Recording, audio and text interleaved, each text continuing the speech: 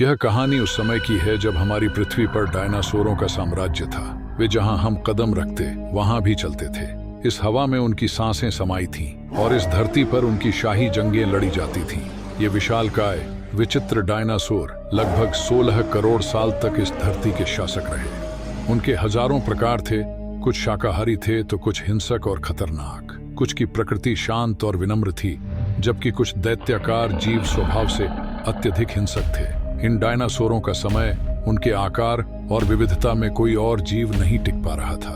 वे उस समय के सबसे प्रभावशाली और सफल जीव थे। लेकिन अचानक ऐसा कुछ हुआ कि उनकी पूरी प्रजाति धरती से गायब हो गई। एक ऐसी घटना हुई जिसने उनके अस्तित्व को समाप्त कर दिया। क्या था वह रहस्यमय कारण, वह अकल्पनीय घटना जिसने इन शाही प्राणियों का नामो निशान मिटा दिया? इसके बारे में जानने के लिए हमें करोड़ों साल पीछे जाने की जरूरत है और उस आखिरी दिन को करीब से देखना होगा जब डायनासोरों का समय खत्म हुआ था। तो आइए हम इस रहस्य का पता लगाने के लिए चलते हैं। आज से 65 मिलियन साल पहले, यानी 6 करोड़ 50 लाख साल पीछे, आज से करीब 6.5 करोड़ साल पहले हमारी धरती पर मौसम बिल्कुल सामान्य था। यहाँ का वातावरण गर्म और सुखद था और अधिकांश भूमि हरे भरे जंगलों, पेड़ों, फूलों, फफूंदों और छोटे छोटे जीवों से भरी हुई थी।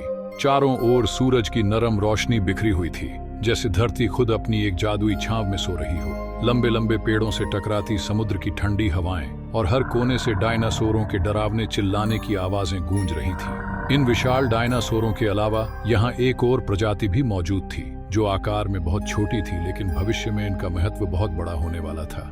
ये प्रजाति आज के चूहों जैसी दिखती थी और जो आने वाले समय में हजारों मैमल्स की प्रजातियों में रूपांतरित होने वाली थी। जब ये विशाल डायनासोर अपनी विशाल दुनिया में आराम से जीवन बिता रहे थे, तब 10 करोड़ साल पहले इनकी किस्मत पहले ही लिखी जा चुकी थी। कुछ ऐसा होने वाला था जो इस धरती की पूरी कहानी को बदल कर रख देगा।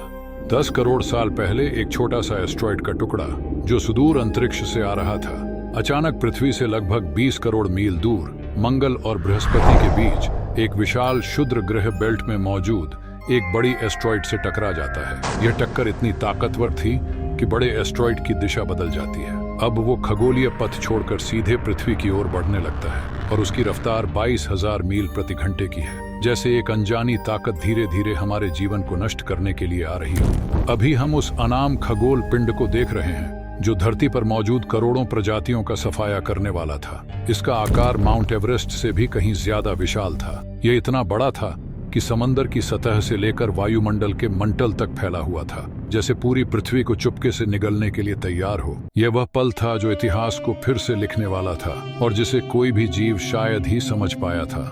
जब यह एस्ट्रॉइड पृथ्वी से 3,84,000 किलोमीटर की दूरी पर था, तब शायद धरती पर डायनासोरों का अंत तक खत्म होने का समय नहीं आया था। अगर यह एस्ट्रॉइड पृथ्वी के उपग्रह चंद्रमा से टकरा जाता तो शायद कहानी कुछ और होती, लेकिन नियति को कुछ और ही मंजूर था। इसलिए यह विशाल एस्ट्रॉइड चंद्रमा के बेहद नजदीक से गुजरता हुआ पृथ्वी के लिए एक खतरनाक भविष्य की ओर बढ़ने लगा। यह पल वो था जब पृथ्वी की किस्मत का एक नया अध्याय लिखा जा रहा था और कोई नहीं जानता था कि इसने दुनिया को किस रूप में बदलने की शुरुआत कर दी थी। 40 किलोमीटर के व्यास वाला 2 ट्रिलियन मैट्रिक टन का यह एस्ट्रॉइड पृथ्वी की ओर तेजी से बढ़ता जा रहा था और इसकी रफ्तार प्रति सेकंड बढ़ रही थी। जैसे जैसे यह एस्ट्रॉइड पृथ्वी के वातावरण के करीब पहुंचा, इसकी गति अचानक से 70,000 किलोमीटर प्रति घंटा तक पहुंच गई। जैसे ही यह पृथ्वी के वायुमंडल में प्रवेश करता है, घर्षण की वजह से यह एक भयंकर आग के गोले में बदल जाता है। इसकी गति इतनी तेज थी कि इसे अंतरिक्ष और पृथ्वी के बीच की पतली सी परत से गुजरने में सिर्फ कुछ सेकंड्स का समय लगता है। यह एस्ट्रॉइड युकाटन प्रायद्वीप के तट की ओर तेजी से बढ़ता है और ध्वनि की गति से लगभग 60 गुना तेज गति से वातावरण में प्रवेश करता है। यह इतनी तेजी से धरती की ओर बढ़ रहा था कि मात्र 4 मिनट में इसने अटलांटिक महासागर को पार कर लिया। इस गति से यह एक खतरनाक हकीकत की ओर बढ़ रहा था, जहां सिर्फ कुछ ही मिनटों में सब कुछ बदलने वाला था। धरती की सतह से 500 मील ऊपर इस एस्ट्रॉइड की चमक इतनी तेज थी कि विशाल अलामोसोरस का शरीर पारदर्शी सा नजर आने लगा। इसकी रोशनी इतनी प्रचंड थी कि धरती पर टकराने से पहले ही हजारों जीव इस आग के गोले को देखकर पूरी तरह अंधे हो चुके थे। ये जीव उस उल्का को देख नहीं पा रहे थे, लेकिन उसकी भयानक गर्मी को महसूस कर रहे थे, जैसे आकाश में एक घातक ताकत धीरे धीरे उन तक पहुंच रही हो। कुछ ही क्षणों में यह एस्ट्रॉइड मैक्सिको की खाड़ी के उथले समुद्र और मछले तल से टकराता है और लगभग 35,000 डिग्री सेल्सियस की ऊर्जा के साथ एक भयंकर विस्फोट होता है। यह विस्फोट इतना ताकतवर था कि इसकी गूंज पूरी धरती में महसूस की गई और सब कुछ एक पल में बदल गया। इसके प्रकाश की चमक अचानक से आकाश को रोशन कर देती है, जैसे पूरी दुनिया एक जलते हुए सूरज की आगोश में समा गई हो। इस टक्कर का विस्फोट लगभग 10 हाइड्रोजन बम के विस्फोट के बराबर था। इस भीषण विस्फोट से समुद्र का तल 1000 डिग्री सेल्सियस तक पिघलकर उबलते हुए गर्म प्लाज्मा में बदल जाता है और इस विस्फोट से इतनी अधिक ऊष्मा निकलती है कि यह लगभग 1500 किलोमीटर के दायरे में सब कुछ जला डालती है। यहाँ का तापमान 600 डिग्री तक पहुँच जाता है और इस अत्यधिक गर्मी में डायनासोर जो जीवित थे जलने लगते हैं। विशाल विस्फोट से उठी यह ऊष्मा वातावरण से टकराकर टक्कर वाली जगह के पास 2000 किलोमीटर प्रति घंटे की सुपरसोनिक गति से एक शॉक वेव पैदा करती है जो हजारों जानवरों को तत्काल भाप बनाकर खत्म कर देती है। यह शॉक वेव एक ऐसा घातक प्रभाव छोड़ती है जिसे कोई भी जीव बचने का समय नहीं पाता। साथ ही इस सुपरसोनिक शॉक वेव से इमारतों के आकार की चट्टानें हवा में उड़ जाती हैं। इस वेव से टकराकर हर मिट्टी, वनस्पति और जानवर के टुकड़े हो जाते हैं और ये सभी चीजें हजारों किलोमीटर दूर फेंक दी जाती हैं। जब यह विशाल चट्टानें वापस नीचे आती हैं तो वे अलामोसॉरस जैसे विशाल डायनासोरों को कुचलकर खत्म कर देती हैं। यह विस्फोट इतना शक्तिशाली था कि इसकी टक्कर के साथ ही धरती की लाखों टन धातुएं अंतरिक्ष में फैल जाती हैं। टक्कर वाली जगह पर 180 किलोमीटर चौड़ा और 25 किलोमीटर गहरा गड्ढा बन जाता है। विस्फोट के कारण इस गड्ढे का सारा मेटल और पत्थर आसमान में धूल के बादल में बदल जाते हैं, जैसे धरती ने अपने भीतर समा लिया हो। इसके बाद लगभग 40 सेकंड बाद जमीनी टकराव के कारण धरती के भीतर चारों ओर 11.8 की तीव्रता वाली भूकंपीय तरंगे उठने लगती हैं, जैसे पूरा ग्रह एक भयंकर आंधी में फंस गया हो। यह वेव धरती की धमनियों में उतरकर उसकी बुनियादी संरचना को हिलाकर रख देती है। 11 तीव्रता का भूकंप शायद अरबों वर्षों में किसी भी जीवित प्राणी द्वारा महसूस किया गया अब तक का सबसे शक्तिशाली भूकंप था। इस वजह से समुद्र में विशालकाय लहरों का निर्माण हुआ जो लगभग 1 किलोमीटर ऊंची सुनामी में बदल गई और एक के बाद एक सुनामी की लहरें चारों तरफ फैलने लगी, जैसे हर दिशा में मौत का सामान आ रहा हो। भूकंपीय तरंगों ने धरती पर मौजूद सभी सक्रिय ज्वालामुखियों को दहका दिया। यह भूकंप इतना शक्तिशाली था कि इसके प्रभाव से आज के भारतीय महाद्वीप में जगह जगह ज्वालामुखी विस्फोट होने लगे जो 30,000 वर्षों तक धधकते रहे और इसने आधे भारतीय उपमहाद्वीप को लावा से ढक दिया। इतना ही नहीं, टक्कर के कारण पृथ्वी के दूसरे ध्रुव पर धरती कई मीटर तक फट गई, जिसके परिणाम स्वरूप जगह जगह डायनासोरों का विनाश शुरू हो गया। यह उस महाविनाश की शुरुआत थी जो धरती पर जीवन के लिए एक अभूतपूर्व और भयावह अध्याय लेकर आ रही थी। धरती के महाविनाश की प्रक्रिया अब शुरू हो चुकी थी।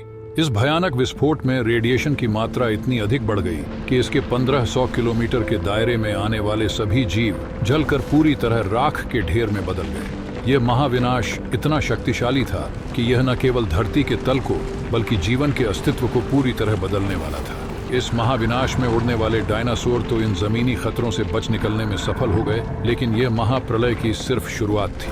विस्फोट की वजह से जो अरबों टन मेटल, पत्थर और धूल के कण अंतरिक्ष में उड़ गए थे, वे ग्रेविटेशनल पुल के कारण ठीक 40 मिनट बाद आग के गोले के रूप में पूरी धरती पर बरसने लगे। अब जो डायनासोर आकाश में उड़ रहे थे, वे भी इन आग के गोले से बचकर नहीं भाग पाए। हर दिशा में आग के गोले उनके रास्ते में आ रहे थे और आकाश से गिरते हुए ये आग के गोले उन्हें भी नष्ट कर रहे थे। यह एक ऐसा अंत था जिसे कोई भी जीव भाप में बदलने से नहीं बच सकता था। आसमान में पिघली चट्टानों के ये गोले और नीचे भूकंप की तबाही, बचने का कोई रास्ता नहीं था। मलबे की बारिश और अकल्पनीय गर्मी ने दुनिया भर के जंगलों को पूरी तरह से जला डाला। यह आग महीनों तक जलती रही और इसने पृथ्वी को अपनी आग में एक भयानक गर्म नरक बना दिया। साथ ही धूल का एक विशाल तूफान 6000 किलोमीटर प्रति घंटे की रफ्तार से पृथ्वी की दूसरी ओर मौत लेकर बढ़ रहा था। यह प्रलयंकारी तूफान एजेक्टा क्लाउड से बना था, जिसका तापमान 1500 डिग्री सेल्सियस था। इस गर्म और खतरनाक गैसों से भरे तूफान के चपेट में आने वाले हजारों जीव और पेड़ जलकर राख हो रहे थे। ये बदल इतने किलोमीटर मोटे थे कि धरती पर सूरज की रोशनी का पहुंच पाना असंभव हो गया। गर्म हवाओं का तापमान 200 डिग्री सेल्सियस से ज्यादा हो जाने के कारण धरती पर पेड़ पौधों की लगभग सारी आबादी जलकर खाक हो गई। विस्फोट के 90 मिनट बाद धरती का तापमान 300 डिग्री सेल्सियस तक बढ़ गया, एक ऐसा तापमान जिसे किसी जीवित प्राणी के लिए सहन करना असंभव था। इसकी वजह से जो डायनासोर विस्फोट के इलाके से कई किलोमीटर दूर थे, वे भी इस अत्यधिक गर्मी से बच नहीं पाए। टकराव का दिन समाप्त होते होते हजारों डायनासोर मर चुके थे। कुछ ही घंटों में वाष्पीकृत मेटल, पत्थर और धूल के कणों का विशाल गुब्बारा ऊपरी वायुमंडल में पहुंच गया और पूरी पृथ्वी पर फैल गया। जलते हुए ग्रह से राख और टकराव से उत्पन्न एरोसोल्स ने पूरी दुनिया को गहरे अंधेरे में डुबो दिया। धरती की सतह पर रोशनी देने वाली केवल दहकती आग ही बची थी। जो पेड़ पौधे आग की लपटों से बच गए थे, वे अब सूरज की रोशनी न पहुंचने के कारण मर गए। इस टकराव का असर महासागरों पर भी गहरा पड़ा। इसने डायनासोर के साथ साथ समुद्र में मौजूद बड़े समुद्री सरीसृपों और एम्ब्लॉइड्स को भी खत्म कर दिया। कुछ ही दिनों में तापमान -25 डिग्री सेल्सियस तक गिर गया। आकाश में घना अंधेरा छा गया और यहाँ ताजा भोजन मिलना बेहद मुश्किल हो गया। अचानक आई यह ठंड कई दशकों तक जारी रही, जैसे दुनिया ने समय को ही रोक दिया हो। इस महाप्रलय से धरती की 90% प्रजातियां पूरी तरह खत्म हो गईं, और जो 10% जीव धरती पर बच गए थे, उनमें से भी सिर्फ वही जीव जिंदा रह सके जिनका वजन 30 किलोग्राम से कम था। इसका कारण यह था कि इस महाप्रलय में लाखों की संख्या में जीव मारे जा चुके थे और पेड़ पौधों की सारी आबादी भी जलकर राख हो चुकी थी। इसके परिणाम स्वरूप जो बड़े और विशालकायी जीव जीवित बच गए थे, उन्हें भरपूर मात्रा में खाना और पीने के लिए संसाधन नहीं मिल पाए।